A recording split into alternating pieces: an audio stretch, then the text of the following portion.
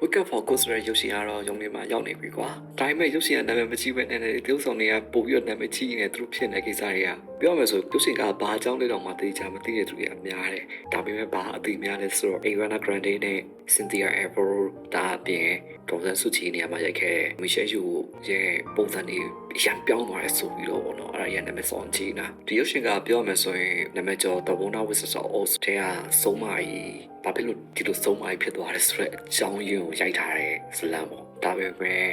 တေးဥဆောင်တွေကအရန်ပိန်ထုံသွားတာတွေပေါ့နော်အဲ့ဒါတွေကိုကြည့်ပြီးတော့ပြောနေကြတာဒီလိုပိန်သွားတာပြပြောတာတော့မဟုတ်ဘူးပေါ့ဒါပေမဲ့ဒီတေးဥဆောင်တွေကိုအားလုံးပေါ့နော်ဒီရုပ်ရှင်မှာရိုက်မယ်ဆိုရင်ထုတ်လို့သူတွေကအသားတောက်ကိုရှော့စားဖို့ဆိုပြီးတော့ပြောတာတွေလည်းကြားသလိုလိုရှိတယ်တနေ့ဟိုလိုတော့မှကျုပ်သုံးလုံးပဲစားဖို့ပေါ့နော်ပြောကြတယ်လို့ဘာလို့ပေါ့နော်ဒါတွေပဲပေါ့ဒါပေမဲ့တေးတော့မတေးကြဘူးနော်ဒါပေမဲ့တေးကြတကူတော့သူတို့စောင်းပိန်သွားတယ်ကွာတော့ပိန်ချုံကြပဲ Ariana Grande ဆိုရင်လေနောက်တစ်ခုက Ariana Grande နဲ့ Cynthia Erivo ဂျာကပေါ့နော်ဘာမှမသိတဲ့ဆက်ဆံရေးကိုသူတို့မျိုးကြတော့အခုဆိုကမီးတောင်ဖြစ်နေပါတယ်သူတို့မျိုးမှာဘယ်လိုဖြစ်နေဆိုတာလေအတင်းကိုကောင်းဝဲပိုးလုံနေတာဟာကြီး Erivo ဒါပေမဲ့ရုပ်ရှင်ရိုက်ချိန်မှာပဲလေပေါ့နော်သူတို့မျိုးရင်းနှီးသွားပြီးတော့ဒီလိုဖြစ်နေဖြစ်သွားမယ်တောင်းမို့လေချစ်သူတွေလည်းဖြစ်သွားမယ်ဟုတ်တယ်မလားတော့ဘယ်ပြောတယ်လဲသူတို့ကိစ္စပဲလေအဗာရိုတယောက်ကတော့အကာအကွယ်စောများနေဆိုတော့သိချင်ရတော့ပါပြီးတော့တချို့ကတော့ပြောရပေါ်တော့ဒီလိုရုပ်ရှင်ဟန်တယ်အခုဆိုရင်ပဲလေနိုဝင်ဘာ1ရက်နေ့ကနေစပြီးတော့ထုတ်တာယုံတင်နဲ့ပစံဒေါ်လာတန်း400ကျော်ရနေပြီဆိုတော့ဒီရုပ်ရှင်ကိုထပ်ပြီးတော့လူတွေ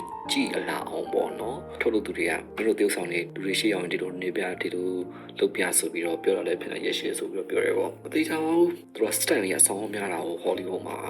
ရုပ်ရှင်မှာဘယ်အခန်းတွေကကောင်းနေဆိုတော့သူတို့နှစ်ယောက်ကပဲနာမည်ပို့ကြီးနေဆိုတော့ကြီးကတော့ပုံနာမည်ကြောက်သေးလားပြီးတော့တချို့ဆိုရင်အဲ့ဒီရုပ်ရှင်ရိုက်တဲ့အချိန်မှာမော်ပညာရည်တဲ့ပါတယ်